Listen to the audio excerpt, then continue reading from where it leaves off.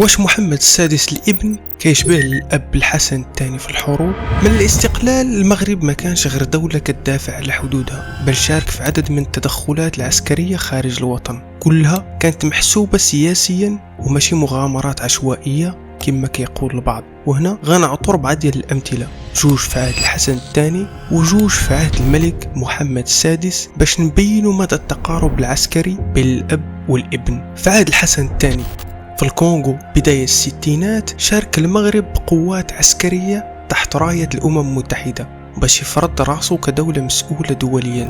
في حرب أكتوبر غيشارك المغرب إلى جانب الدول العربية خصوصا في الجولان في إطار الدعم العسكري والسياسي للقضية العربية. وهنا كيبان بطلان الهضرة اللي كتقول أن المغرب عمره كان داعم أول للعرب في حربهم ضد إسرائيل. في عهد الملك محمد السادس قضية الصحراء المغربية كانت أطول وأخطر نزاع عسكري واستنزفت موارد كبيرة في الدولة، ولكن من بعد غتولي ركيزة في العقيدة العسكرية والسياسية ديال المغرب. كمثال تاني، وفي العقود الأخيرة المغرب شارك كذلك في التحالف العربي في اليمن في إطار الالتزامات الإقليمية والتحالفات الاستراتيجية. باختصار هاد التدخلات ما كانتش عشوائية، ولكن قرارات الدولة الهدف منها تعزيز موقع المغرب دوليا والحفاظ على التوازن الداخلي، خصوصا علاقة النظام بالجيش.